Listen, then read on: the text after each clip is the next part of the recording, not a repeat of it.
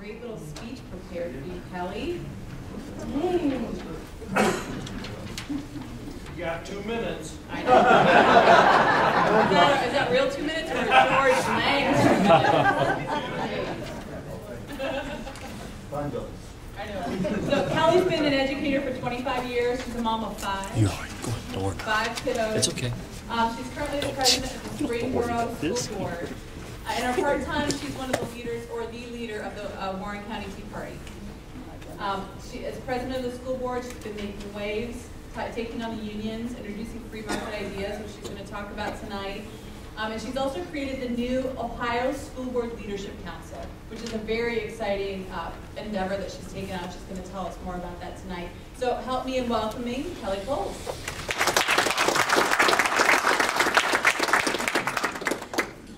I'm not sure I need to use this.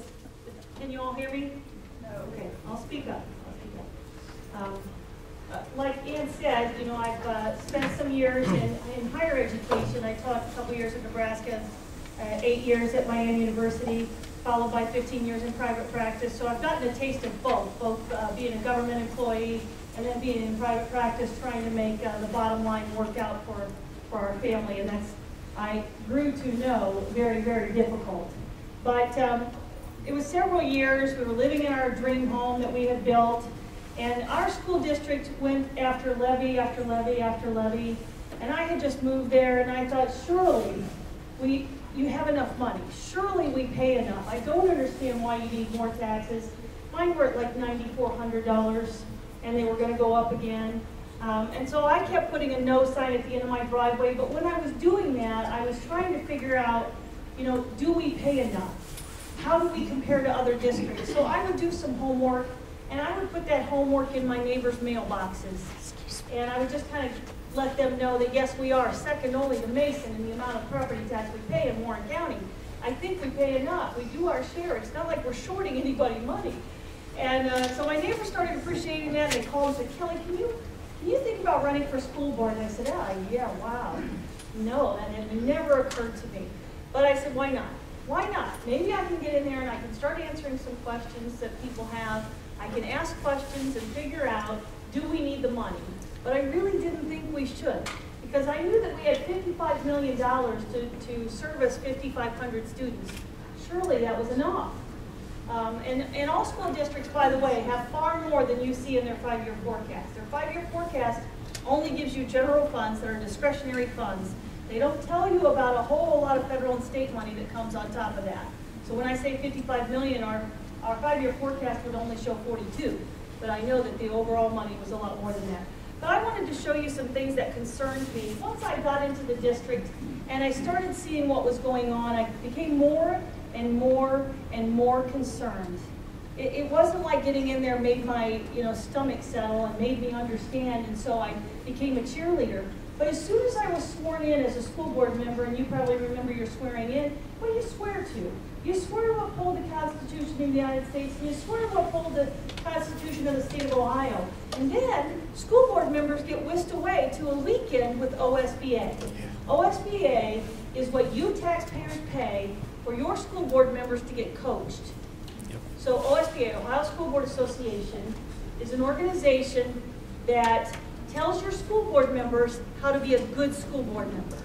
So whisked away for a weekend, and they spend many hours telling us about the Sunshine Law, executive session, good stuff, but intertwined in all of that was lists of things. To be a good school board member, you do what you're told. You present a united front. You're a cheerleader for your district. And just numerous things I was told. To be a good school board member, you will do these things. And I left that weekend thinking, I am not going to be a good school board member. Because I remember very well swearing to uphold the Constitution. I did not swear to be somebody's puppet. And I was told that while you're sitting there in these board meetings, you're not supposed to take anybody by surprise. You shouldn't be asking questions. If you have questions, ask them before you get there. Do what your superintendent tells you to do. You hired them. They know all the facts of the district. Let them do what they have to do. Don't micromanage constantly. We're pretty much told, sit still and don't do anything. We'll tell you how to vote. And in fact, the agenda says approval of, approval of, approval of, approval of. There was no discussion of or presentation of, it was approval of. It's assumed that we're going to approve everything on the agenda. Now that I'm board president, I'm pretty much I dictate what goes on the agenda, so I'm pretty much in favor of it because they already know if I don't agree with something, and they typically pulled it off. It doesn't go on the agenda now. It's a very different scenario. And I got there, and I'm going to tell you the scenario to how to get to board president, but you have to take board majority, which happened. So I'll be president for 1.5 years of my 4-year term. Not too bad, huh? So one of the things I thought, I need to get people to understand education. I need everybody to understand what's going on. Again, I had 5 kids in the system.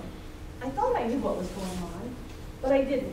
So I would love community members to get informed and start asking more questions of your school board and of your administration. Ask these things. Okay?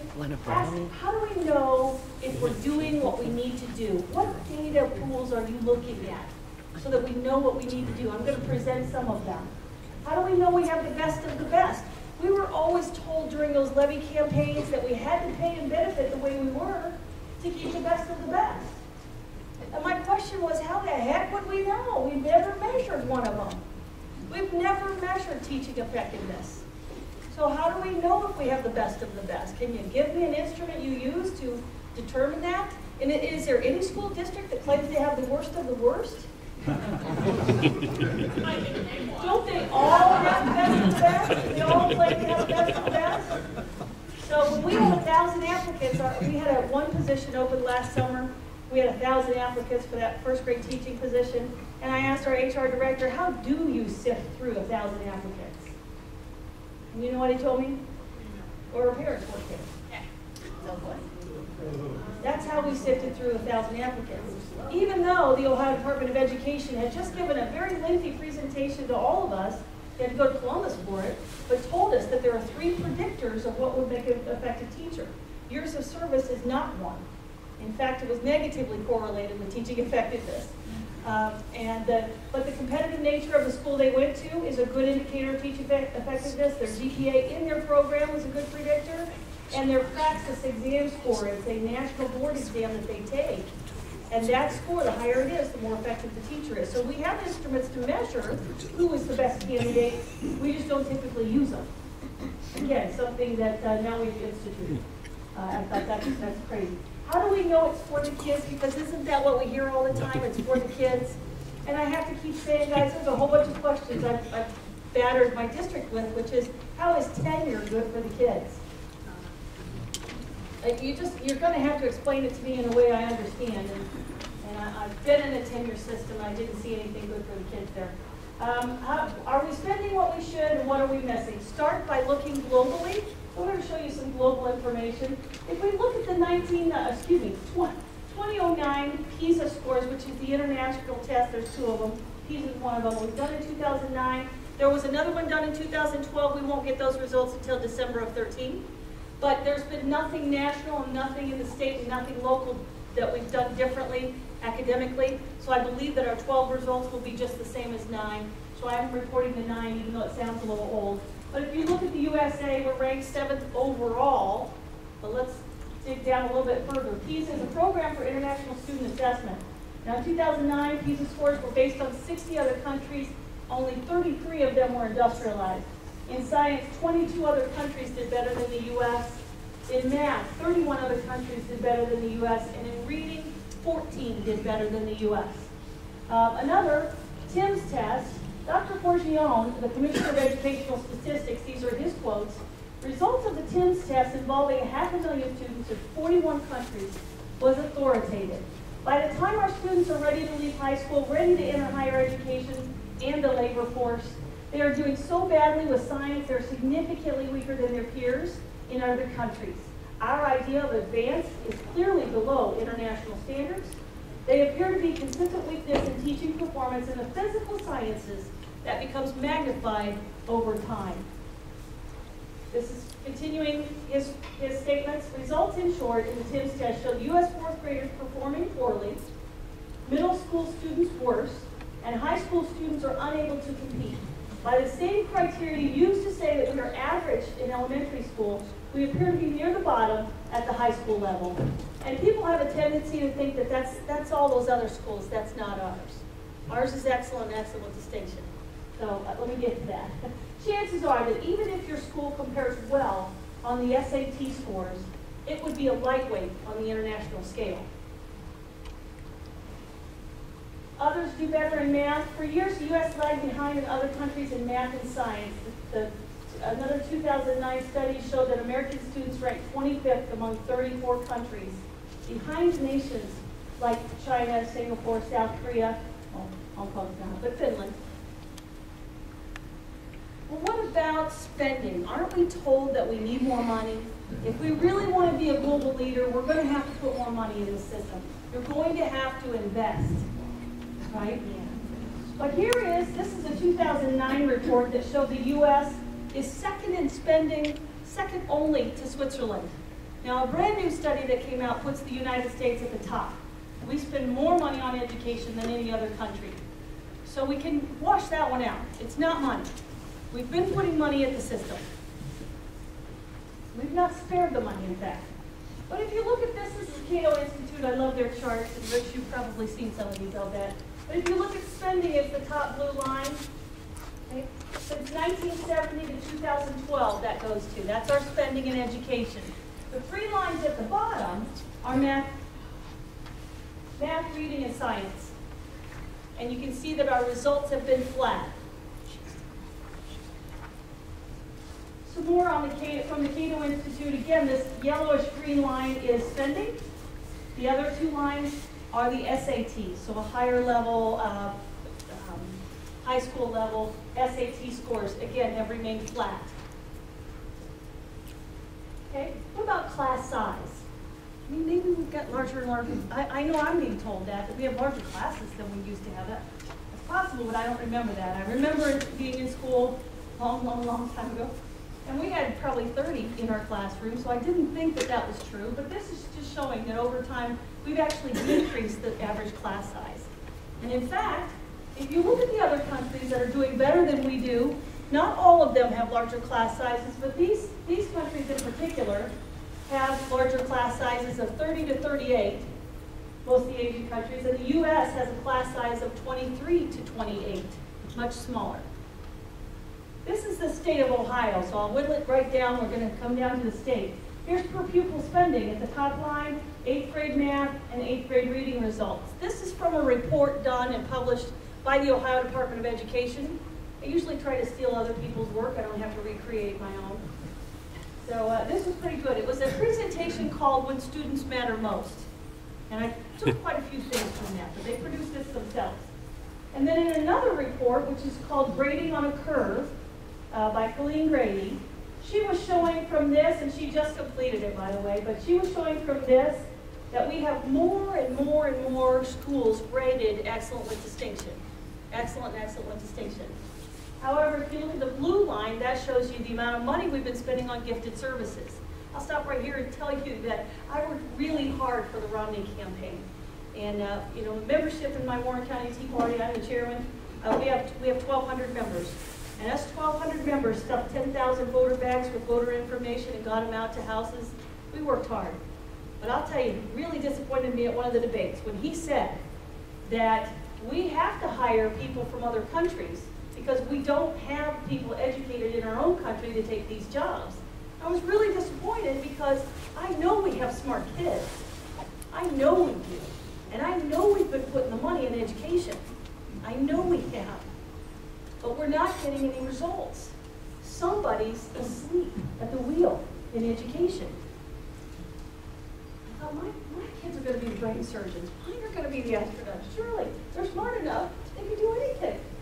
And then this is looking at Ohio with regard to the rest of the United States. And this is just a report ranking states. And again, we're average. I'll give you some more evidence about how average we are. Okay, but you probably don't want to tell another Buckeye that's not like-minded because they refuse to believe that we would be average in any way.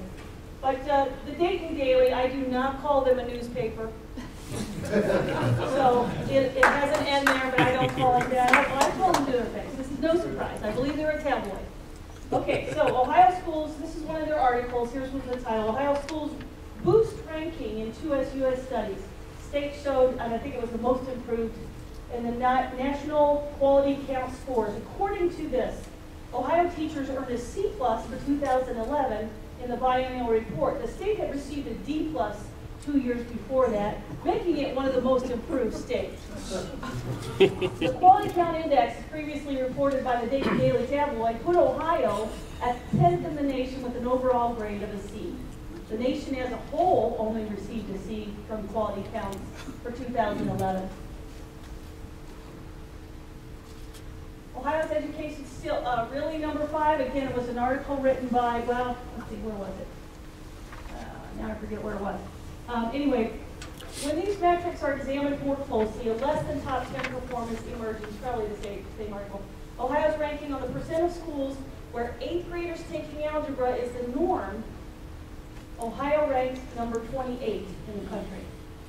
Ohio's ranking on the number of students with high AP scores. AP is advanced prep. It's a class they take in high school. And what they're trying to do is take a college level course and test out of it. So this says Ohio ranking on the number of students with a high AP score. The score only goes up to a 5, so you're looking for a 4 or 5 on those. Ohio ranks number 27. Percent of students achieving at an advanced level on the 8th grade national math exam, Ohio ranks a stellar number 33. Ohio's education system is geared towards proficiency, so I'll describe what that is. Until we go beyond the mindset that mediocre equals excellent, Ohio will never be in the top in the country as far as rankings. This is from a presentation done by Mr. Tom Gunlock. Tom Gunlock is the vice president of the Ohio School Board. You know, Deb Terhar is the president of the Ohio School Board. Tom is a great guy, and he was so nice. We said, can you come give us a presentation on the new Common Core and the new standards for evaluation so we can see where we would fall. And Springboro, probably like Lakota, we feel like we are the best of the best, right? So we're going to be an A. There's no doubt. We're excellent with distinction. We've always got that. So he gave us some bad news. He said, if we use this new criteria, Springboro, you're going to be a B. You're just mediocre. And the audience didn't like that message. What do you mean? But he said that the current system that we have right now asks too little. That because success that he just mentioned was based on minimums. And what does he mean by minimums? He said the successes that we've been touting we have in the state were developed using a system that was designed in the 1980s, and it was used to measure at least an 8th or 9th grade or 10th grade ability in basic subjects in order to graduate. These are not skills which prepare students to be accepted into college or make them career ready, nor are they the skills they need for a good paying job. What is proficient? This is my best slide out of the whole bunch. I need people to understand what we've been doing and why we've been kind of inflating our egos at the cost of the student. Because when you get standardized test scores back from students, as a parent, maybe you've gotten those. There's beautiful reports, colors, bars, and you look at those and you think, oh, my student's proficient. And you don't ask any more questions. I want you to know what that means. Okay? Proficient, let's say in 3rd grade, means that the student answered 57% of the questions correctly. All the way up to 69%, that's proficient. Now, if there's a title proficient, I often think that means it's okay. But if one of my children came home with a 69%, I'm going to say you failed, and you're grounded. But we've been saying that that's okay, it's acceptable. And if you look over here at 7th grade math, they only have to answer 32% of the questions correctly, and they're proficient. And to pass one of the indicators at the state level, only 75% of your students have to get that. And you pass that indicator. And there are 26 of those indicators. So what has been happening is that, and you can tell, this OGT is 10th grade standardized test. And again, they only have to answer 43% of the questions correctly to be considered proficient. And again, those are failing scores. So students can fail and still be considered proficient, and the school cheers about it. They're cheering that they have enough, 75% of their students at least got that. Here's what's been happening with the excellent and excellent distinction rating over time in the state of Ohio. Back in 2002 and 2003, there were only 85 districts that got that rating. Now, look at what's been happening. Why? Because they've lowered that cut score so that more schools get that rating. So the percent that they have to get right, those students have to get right on that standardized test has been lowered, so that more qualify. We're not teaching differently, we just saw the global data. We're not doing any better with education.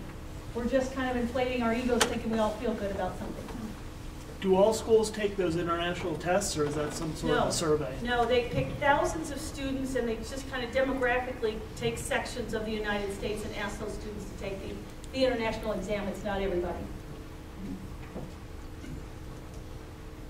Okay, so here is another slide from Tom Gunlock's presentation. And here's what we call advanced. So in fourth grade reading, the state of Ohio believes that we have 42.8% of our students in fourth grade reading who are advanced. But if we put our criteria next to the national criteria and tried to measure ourselves with the national criteria, only 9% of our students would be advanced. So it kind of tells us that the state of Ohio is kind of out of whack. That we're really, really generous with our rating. Because nationally, we wouldn't look so hot. We've got to do some correction here. And how do we compare to other districts? There's something called the CUP report. If you go to the Ohio Department of Education website, there's a little search bar at the top, and you can put the CUP report. The CUP report compares your district to 20 other districts with similar demographics. So I think it's helpful sometimes. So you can look at that. I've got yours right here if anybody wants to look at it, or it's easy to find. Hey, and you can always call me. I will coach anybody through the ODE website and tell you how to get to data like this. Also, there's a report called Similar Districts, so you can see those other 20 that look like you demographically across the state and see who they're comparing you to. Caution, I always say, why would we ever want to compare ourselves to other failing systems? Let's stop that model. It is not working for our kids. And I heard constantly when I was new on the school board, and I'm by myself, I'm a different kind of thinker, so there were 4 of them against me on almost everything, but I was like you. I said no. I said no to many things. I said no to $830,000 more for health care. I didn't think that our taxpayers were willing to do that because they had said no to 4 levies in a row. And boy, they just don't like that message. And I'm saying it's a sustainability problem. And it wasn't necessarily Kelly Kohls doesn't like somebody, for crying out loud. It's that I see that the voter is saying something to us that we have to pay attention to. But so they don't like the message necessarily, but these are some of the things that I would say is, why are we comparing ourselves to other schools? They're going down the tubes financially. They're going down the tubes academically. Let's use a new model. So it didn't go over well for a while, but every time I would vote no, I would give a speech on why I voted no. And I think it started making sense to the community. They started looking at the other 4 saying, what's the matter with you? Why aren't you voting for her? Because it was a sensible argument. It made sense. I always had data to back up what I was saying. But what happened was that people started looking at, we need a different mindset.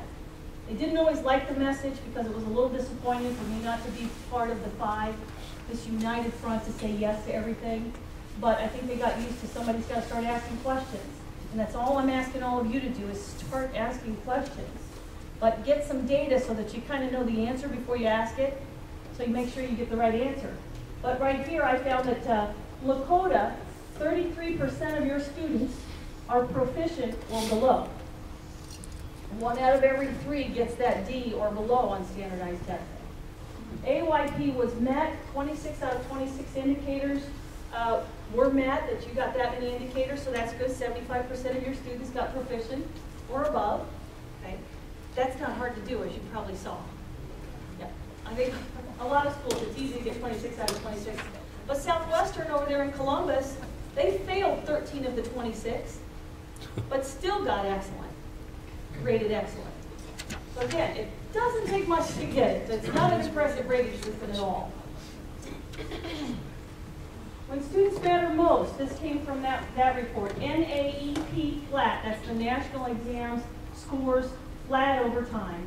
ACT scores flat over time. College remediation rates going up. And state assessment of our performance or our ratings going up. There's a mismatch. Here's the letter grades. Here's a new system that they're developing, and I think it's going to be in place by 2014. But Mr. Gunlock was pointing out that right now we have this many schools that are excellent or excellent with distinction in the state of Ohio. They're going to go to an A through F system and make it much, much harder to get that high rating, so that if they used that system right now, if they used it and gave schools A's, only 22 schools would actually get an A right now. That's more like it. I think that's more like it. I can believe that we have 22 schools that could get an A. And I'm grateful. So as much as we get frustrated with our governor, there are some things that our legislators are doing to be helpful. One of the things they're doing is these are their data points. I'm just glomming on to a lot of it from them. They're admitting, Houston, we have a problem. And I'm grateful for it, because you cannot address it if you're just doing this through life. But districts are still able to do this with their budget. If I don't pay attention, I don't have to pay attention. It's okay. I'm going to run out of money, but it's okay, because I'll get rescued. Not in Springboro, and not in Lakota either. That's right. That's not working for them anymore. But why is this going on? There's little evidence that class size and teacher-student ratios have a consistent impact on student achievement. We have the resources, we have the money, we've got the educated professionals. Where are we going wrong? Keep that question in mind. Well, then we asked about college and career ready. Back in 1973, 72% of our graduates from high school did not need a college degree to get a job. It's predicted that in 2018, though, a lot more students will need a college education to get a job. I think we're seeing that happening because there's so much competition for jobs. But then we have to look at, are they college ready? Remedial rates in this state average 41% of a graduating class that stay in state to college have to take a catch-up course to meet the minimum competencies to get into college. Again, all I was doing in our district was pointing that out. I said, wait a minute, we have 23% of our students that want to stay in state, want to go to college, that don't meet the minimum competencies to get into college. There's a problem. And then I looked at Lakota, it's got 21%. Well, only because I said it, I think, we started paying attention. I got a whole lot of excuses as to why we had 23%. Some of those students probably shouldn't go to college. I heard that. Some of them are probably choosing to go to college, but they're really not college kind of people. Or lots of other schools do much worse than we do. And honestly, I just said, look, I don't take comfort in knowing other schools do worse. So let's address it. What are we doing? Let's make sure we're doing something. And now today is 14%. We are able to, if we admit that we have the deficiencies, we are able to address them. That's all I'm saying, is that we first have to say we have a problem. You have a problem financially, too. That's another slide. But anyway, Lakota has 21%. Still kind of high, but I think they're probably doing some patting on the back because it's not 41%. There's actually one Portage County, a friend of mine, you know Portage County. I had to send them their remedial rates. It was 75%. Anyway, in Lakota, so I looked at Lakota. Enrollment has been up 3.7%. This is the 4 years during 7 to 11. So there was some growth during that time, and I hear there's at least flat or maybe a decline projection in enrollment. For the next 10 years. Yeah, it's always good for a district to do those kinds of studies to see if their enrollment's going to change over time. But I guess there's going to be a decline. But over those years, there was an increase. During that time, expenses per pupil increased 10.4%. Total revenue went down. Staff full-time equivalents increased by just a couple. During this time, household income was increasing about 2% per year. It's just all interesting stuff. I'm not making any conclusions for anybody. I'll just let you do it. But I would think it's interesting to say, why were expenses going up so much more than enrollment? But I think the whole system has a problem with responding fiscally to changes. Your forecast assumptions, that's your next 5 years projected revenue and expenses. It appears that you'll be deficit spending by $8 million a year over the next 4 years. Assumes that in the next 5 years you'll have $3 million more in personnel, which is a 3.7%. That kind of follows the growth you had, but it doesn't follow the lack of growth you've projected. So again, the 5-year forecast isn't following the projections. It stays kind of inflated until somebody says, why are you inflating your projections on expenses? That forecast does a lot, guys, and that was part of my problem, is I said no to the 5-year forecast. No one has ever done that. But the 5-year forecast in Springboro didn't make sense. We were projecting 7% increases in expenses when I knew that enrollment was going to be flat. It had grown before that, but just like here, it was flattening out. And we all kind of saw it with the foreclosure rates and the exodus and the NCR leaving, all these companies were leaving. I knew we were going to flatten out, but we're still projecting 7%, which then for Springboro put us in an emergency levy situation because we were projecting things that weren't true. So I said no to the forecast because it didn't make sense. And that's what people have to stand up and start doing. Encourage your board members to say no to a forecast that doesn't make sense.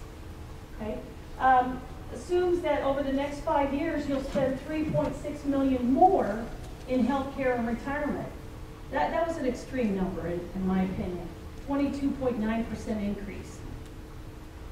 Now why would that be? Again, I think they're good questions.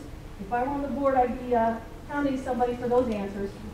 Actual cost of those health care and retirement benefits, though, from 2010 to 12 went down. So again, I don't know why there's a 22% projection that those costs are going to soar all of a sudden, unless they're trying to make a point that they need more money.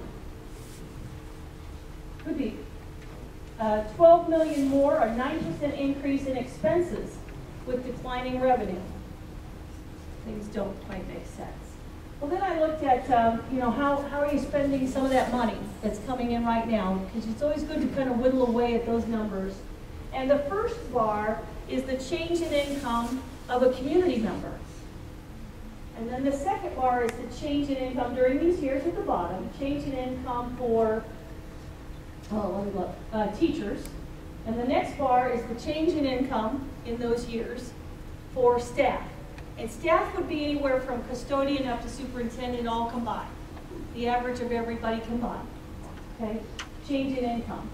And here's part of my problem is that I've said many, many times now in Springboro, and I'm hoping people catch on to the narrative, is that why are we paying and benefiting beyond parity with the community that pays us? Does that make sense? I believe that our community is saying it doesn't make sense, and we don't want to continue to fund that style of spending.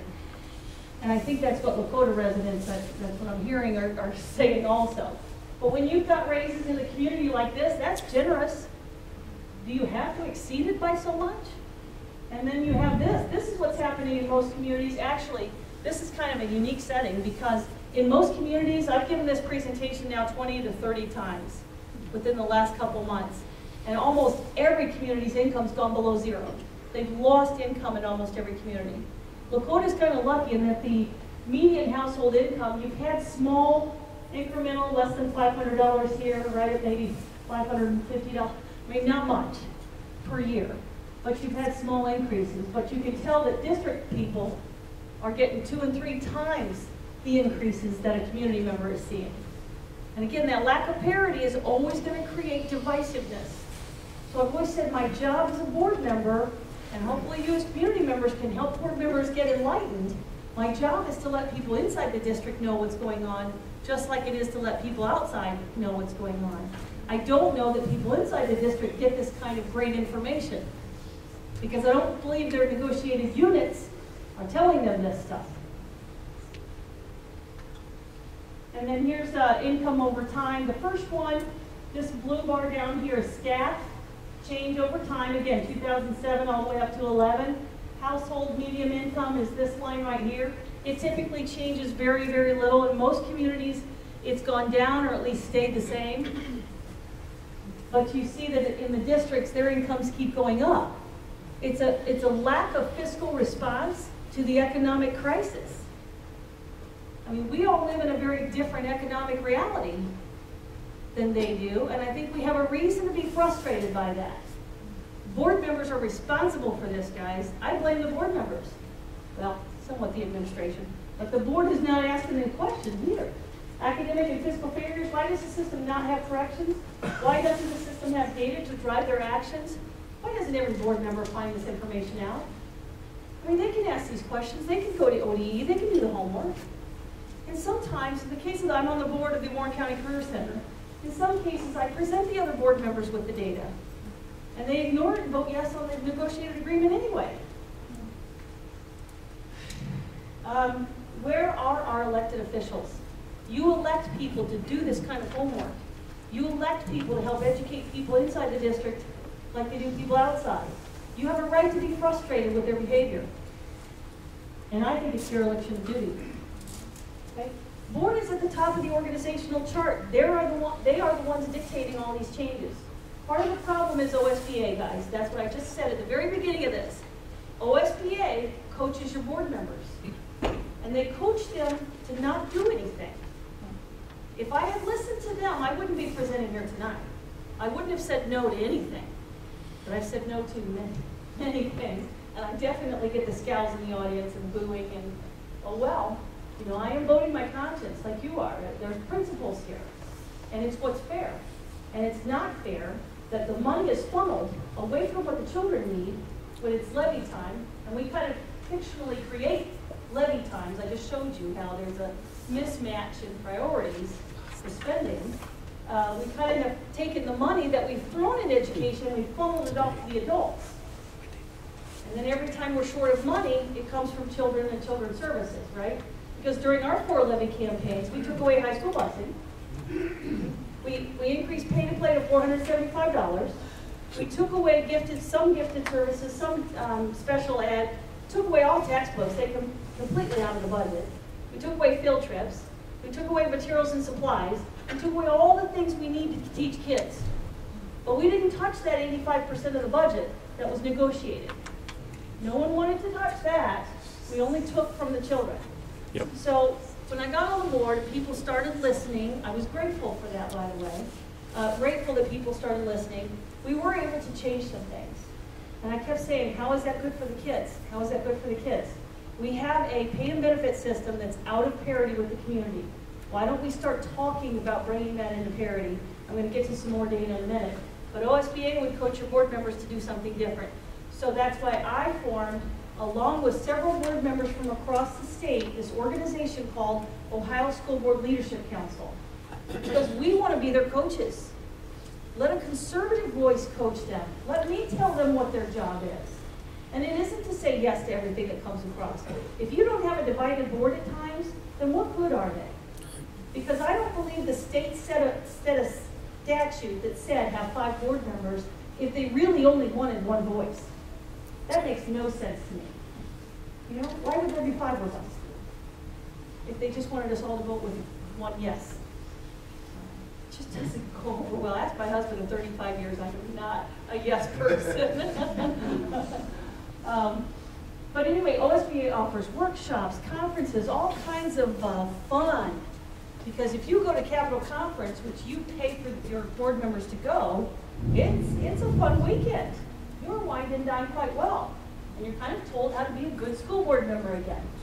Legal counsel also influences your board members. I have to tell you a scenario where, you know what pickup is for administrators? Pickup? Okay, it's where the state mandates that you as a taxpayer pay 14% of every government employee's income into their retirement system. But the state also mandates that they pay 10% of their income into their retirement system. In many, many school districts across the state of Ohio, you pay both portions for them. So it's a 10% bonus for the administrators. I call it a bonus. I fought with my school board members. You know, we were nice to each other, very professional. I mean, well, no, not every time. But anyway, most of the time, they were pretty nice. And they would listen to me. And I said, no, I think it's a bonus, guys. And they'd say, no, it's part of the pay. I said, no, I think it's a bonus. It's a bonus that most private industry has not done in several years. And if we can no longer afford to safely transport our students to school, I don't think we can any longer support that kind of bonus package. I think we should do without it. So we asked legal counsel, can we do away with it? Legal counsel comes back and says, no. There's, state statute 3319.02 says you may not reduce an administrative compensation package. So again, it depended on how we called it. But I said, wait a minute, their contracts come to an end, they expire. When it comes to the end, you non-renew and give them a new one without it. How difficult is that? She goes, oh, yeah, well, there's that. So I had to give the legal advice. Very frustrating because obviously we wanted to find a way to do away with it. So then I asked our president to ask the question differently because at that time a board member couldn't talk to legal counsel, only the board president could. Today, any of my colleagues that want to talk to our legal counsel, talk to our legal counsel. I think that's a sham to keep those of us outliers who aren't typically board president, quiet. I can't be asked. So a whole bunch of this stuff is done, and I would coach board members how to get around that. But anyway, I said go to legal counsel and ask this. Tell her, actually don't ask, tell her, we want to do away with pickup. You tell us how to get it done legally. Guess what? She gave us an answer. It's gone. So the way we asked made all the difference. Very frustrating that we had to play that game though. So I kind of got to know that not all legal counsels are created equal. We have a different one now. As of this summer, we have a different one. As soon as we took board majority, we made that change out because we want somebody who represents us. And we represent the taxpayer. I didn't need somebody who also represented the faculty and staff. They have representation. I keep saying that. They have representation. They have their unions. I am representing the taxpayer, and that's what board members have to remember. That's who they represent, who voted them in. Also, the Ohio Department of Ed is a really, really pretty good resource. Every time I've been kind of stuck, I'm looking for information, I'll call, and they talk me through on my computer how to get that piece of information. So feel free to use them as much as you can. Superintendent treasurer, great sources of information, and the union's also a pretty big influencer. It doesn't work so far with me, but it does with many. Ed Reform Priorities, get new coaches. Please, something you could do is write to your school board members and tell them to stop their membership in OSBA.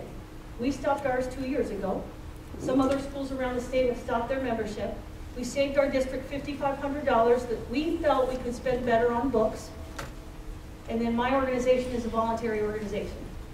So there's $200 per board members, and that pays for the network system, but the board members pay that out of their own pocket. The taxpayers don't pay for our membership. But I can coach them, I do better. Anyway, we want to share the tools that we make children the focus of education rather than the adults. We need an understanding that education is a business. See, OSBA and all the coaches to your school district and people in your district want you to think that it's not a business. Why would they want you to think it's not a business? It's not a business, it's a service industry. So they're not accountable. So they're not accountable. Yeah. Bottom line doesn't matter. Right. Because a business, the bottom line would matter. Because when you're out, right? Just raise your taxes. Somebody will rescue me, but I can't be a business. Because nobody rescues business, right? Well, unless you're Solyndra. Okay, let's stop there. Anyway, so they don't want to say that we're a business. Education is a business. Michelle Bachman was really good about, during debates, calling education a business, and I cheered her on for that. She's great. So how do you know you need new coaches? Well, because they keep saying we have to pay and benefit the way we are to be the best of the best. Well, we know that's a sham. Okay? Or we have to pay and benefit the way we are to get enough teachers. When you have 1,000 applicants per position, are we using free market principles? No. We're obviously paying and benefiting really well because we've attracted so many to that category of job. Pay. Do we have to pay what we're paying? Well, I don't know. If you reduce the pay, or the way we're paying is a bigger problem. But if you reduce the pay, would you have as many applicants? I don't know. But the free market would investigate that, wouldn't they? Well, and then benefits. Do we have to benefit? I'm going to get to a benefit slide here. But 85% of the budget is pay and benefits. There are 2 types of step raises. So if they say they froze steps, you kind of have to ask, did you freeze both of them? Because in our district, I was outvoted, but we still had one of the 2 still in there. So when they say we froze all salaries, no, they didn't. job, I cannot tell my community a lie. And I said that from the beginning. I will not lie to them. We did not freeze both steps.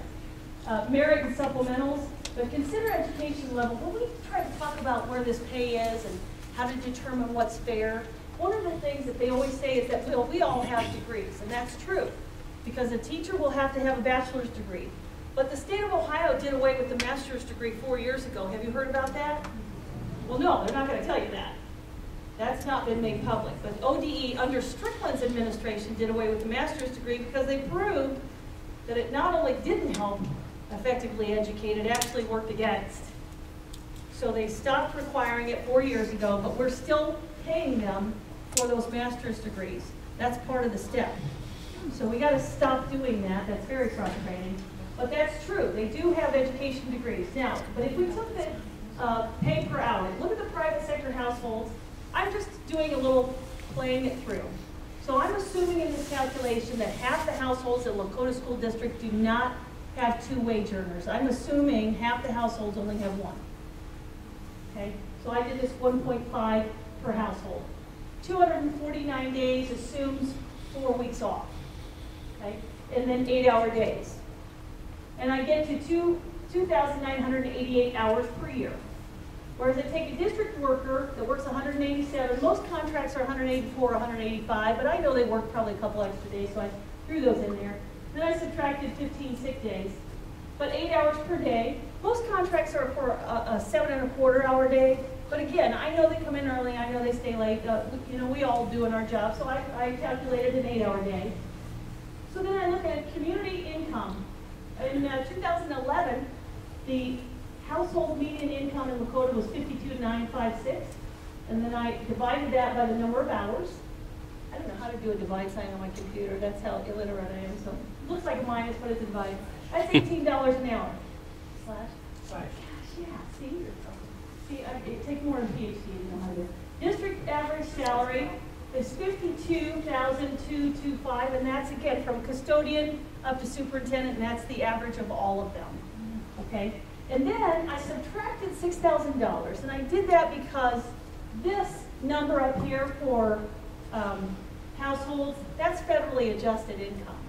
So I subtracted this so I could federally adjust it in equivalence on that because that's the contract price. Anyway, I was just really working hard to keep apples to apples, that's all. And then I divided by the number of hours, and I got $34 per hour. So the only thing left after all of this, so 18 versus 34, only thing left after all of that is, well, more of them have higher ed degrees. You know, that's true. More of them do. So according to the similar districts report, because they give you some kind of this great information, 52% of Lakota population have higher ed degrees. That came from the similar districts report. Whereas in your district, 60% typically have higher ed degrees. Okay, so it's close. It's pretty close. We're not dealing with a big difference. In Springboro and some of the other districts that I do, it's really 60%, 60%. So we really are comparing apples to apples. So there may be some disparity because 8% more have higher ed degrees or something to that effect. But that disparity is totally up to the community member to decide whether that makes sense to them or not. I'm not going to make that judgment for anybody. But here's what I was telling you about. I testified in support of SB 5. You know SB 5 issue 2? No. In front of the Senate. And that was a fun day. But I testified and I was just saying that, you know, our district had these levies and all these things were taken from the kids, all the while our faculty and staff were enjoying reduced raises. And I felt that that was a problem, and I thought SB 5 would help us take care of some of that. But one of the things I testified about was this figure. One of the senators said, well, don't you think it's unfair that the employees would not get to bargain over that 15% of their health care costs? And I said, well, sir, I think that's the part of SB 5 I would change. Because according to the Kaiser Family Foundation, the national health care cost split is 30%. So if I could change SB 5, I would make it, rather than 15%, I would make it 30%. That the health care cost split goes 70-30 rather than 85-15.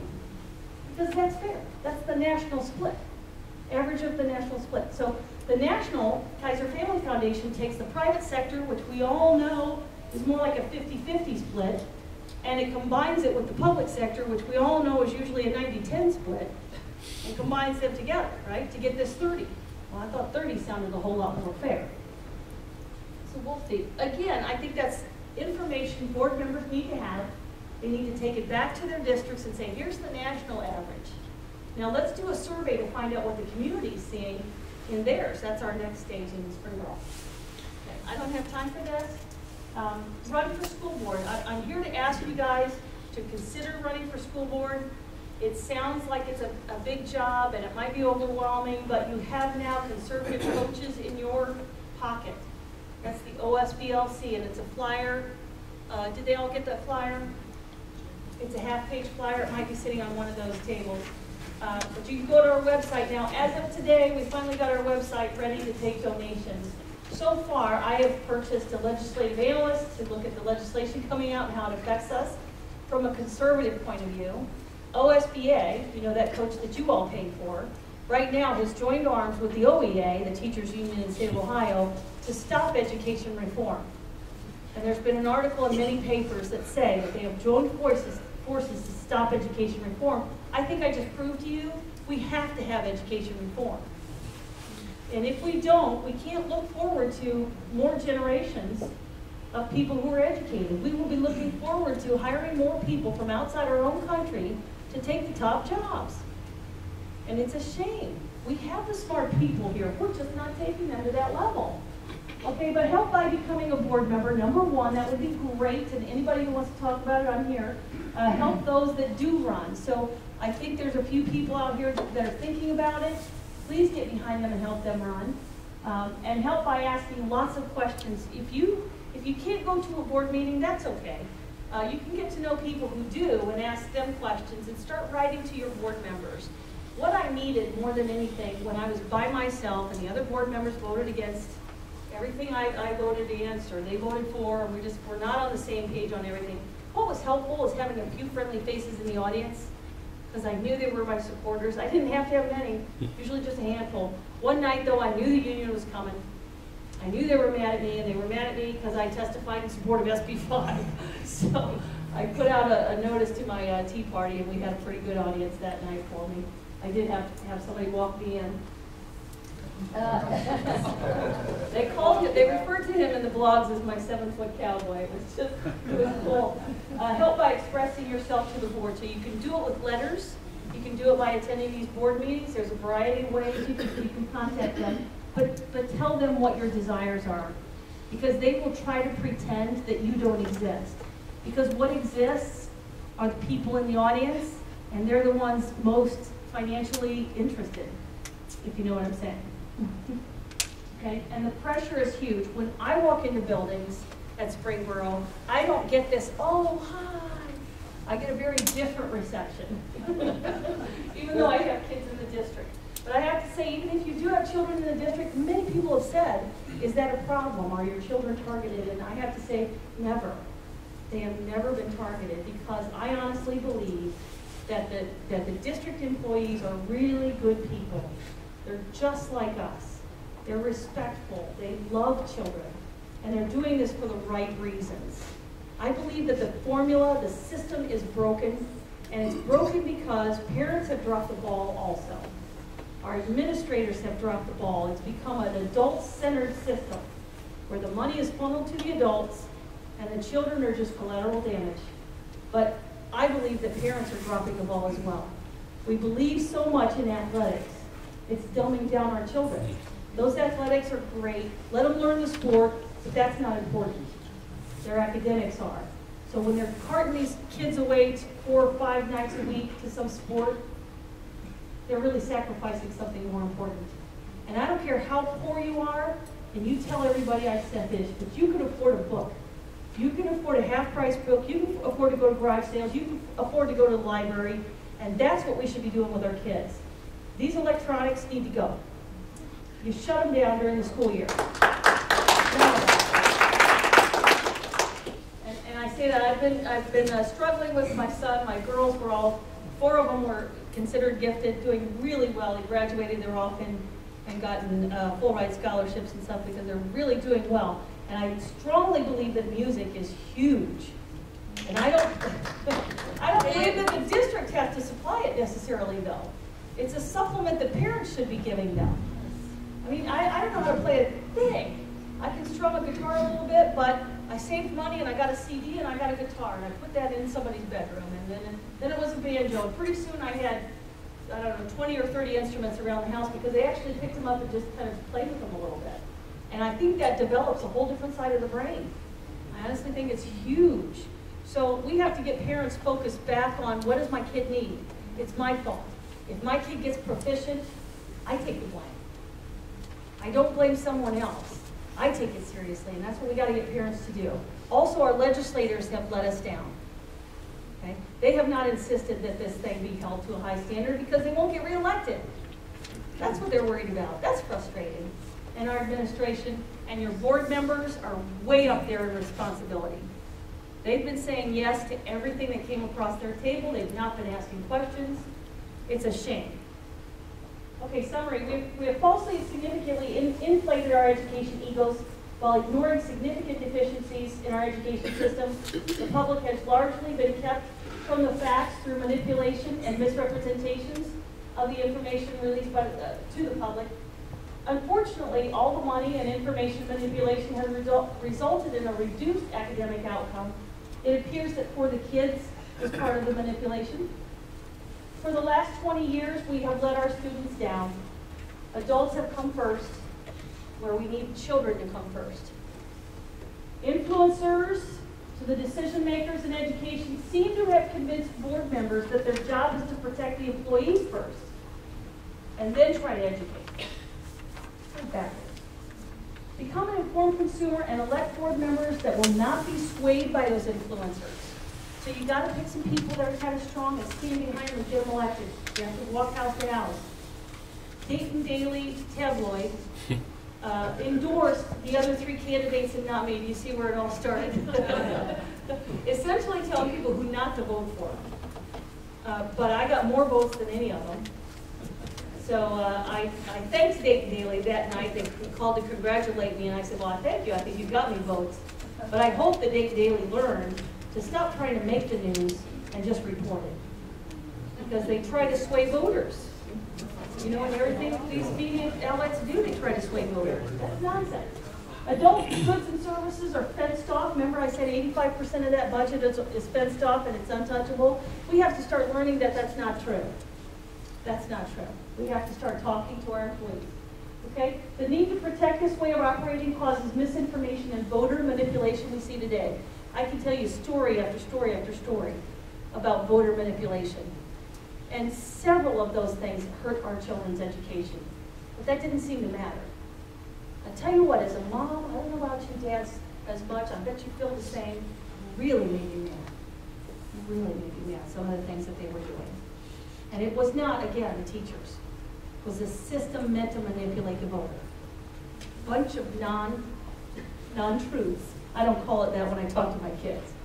I call it a lie. Great inflation comes from the need to perpetuate an untruth on the public. We're told we need more money to continue to fund the quality we currently enjoy. We have to start saying, yeah, we're not enjoying it. Ask for the evidence and then find it for yourself. One of the best things I ever heard, one of my business managers, he's now moved on, but he told the incoming people, by the way, this is my third year. I just finished my third year. We've gone through 3 superintendents and 3 treasurers. Sometimes they just need to move on because we need somebody who's going to have an outside-the-box way of thinking. And we weren't finding that. We now have outside-the-box thinkers. But one of the things my previous business manager told the incoming new people was don't try to BS Kohls. So catch you on it every time, because I do. I'll ask a question when I already know the answer. But I'm just trying to see if they know the answer. And I'm hoping they don't BS through it because I'm going to probably be upset about it. But anyway, any questions? Let's take 2 or 3 questions, make them good. One breath questions, try to keep away from speeches. But Kelly will stick around after she'll answer any particular question. My question is, you know, you talked about federal money, and of course I'm from North Carolina, but I think our biggest problem is You already briefed once. we take federal money. We do. What all does it cost us to do what federal requires of us by taking their first grade? I keep asking that question. The answer I keep getting from, let's say, food service. Let's just take food service. And our food service director keeps saying that the money we get and the commodity foods we get are more than we could pay for on our own. If we just said, federal government, keep your money, she said we could not afford to feed our kids, and we'd have to raise lunch prices so high. But honestly, we're still considering it. Yeah, we're still considering it. But there's a lot of Title I money that is federal money that educates your special ed students, specifically designated to special ed. I don't think we could make it without that. Because a lot of those special ed, and especially the heavy PT and OT students that we have, they're $30,000, $40,000 a year in expenses. Without that federal money, we'd really be hard pressed. And we've gotten down to where now our cost per pupil is about $7,700. $7,700. We're still excellent legislation. We're a blue ribbon school. Our ACT scores are going up. We're sacrificing nothing. And it was 8.5 2 years ago, right? I think it was that, but probably more than 2 years ago, because since I've been on the board, it's been a little less than 8, because we stopped a lot of things. Pickup was one of many. Yeah. Have you done analysis of the public school against private schools? I get that question every single time. And you know, I can give Ann, I'll send her a bunch of references where you can click on it. One of the references for that information is the Ohio Board of Regents. They're the ones that publish this information on remedial rates. And honestly, I'm just telling you the truth because I thought it would be better. Those Catholic schools, private schools, are not doing any better with remedial rates. So there's still that disparity there. We still have deficiencies. On the others, I don't know. I don't think they take the state standardized test. They take a different standardized test. We can't compare. What do you think of the core curriculum? I don't like it. Common Core. Don't like it. By the way, if you go to osblc.com website and click on events, it'll tell you about a March 16th event, which is for anybody considering running for school board. It's in Columbus. We're going to put that one on for free. And then April 13th, a Common Core debate. Okay, so please come to that. I don't want to I could give a whole presentation, and I don't want to do that. I don't believe we want to participate in Common Core, but I want you guys to hear both sides. That's why I've set up this Common Core debate. Because I have some really smart people who are totally supporting it at the legislator level. Let's finish it up with Kelly. All right. One of the things that bothers me is there's too many people that say, oh, I've seen that name before. Yeah, I'll vote for them. What do you suggest, or what are we going to do to get this information to the general population so they know what they're voting for instead of just saying, you know, I look good, we'll vote for them. Yeah. One of the things that Educate Springboro did, and you have an education group out here too, Educate Springboro made a flyer. It was a newsletter type flyer, put it in bags and put it on every single driveway in our school district. And that got people to the website that gave them more information. So you've got to be really ingenious about your ideas. By the way, if somebody says, I don't think I could be a school board member because I don't have children in the district, I think you're better off not having children in the district, personally. But we did a community survey that proved 67% of our community did not have children in the district. So the two guys that ran now and got on the board with me, they ran Educate Springboro, kind of like Rich runs his organization. They ran Educate Springboro, and they're now on the school board. And when people would say you don't have any skin in the game, what do you mean? Your cash is skin. It counts as skin, as far as I'm concerned. And if you do have children, you do take the risk that they might be ostracized. And there's only one time my kids have gotten in arguments about a decision the board made, and it was about the high school principal, and it was other kids being mean to them. But trust me, they held their own. It's cut of this cloth. I always have to say, if you're worried about it, you know, you do have to have a thick skin to be on the school board because you are changing the status quo. You are kind of going against the majority. Sometimes, I'm not now, I'm with them, but sometimes. And you know, I always like to say that this is not fat. This is thick skin. You have to grow some thick skin.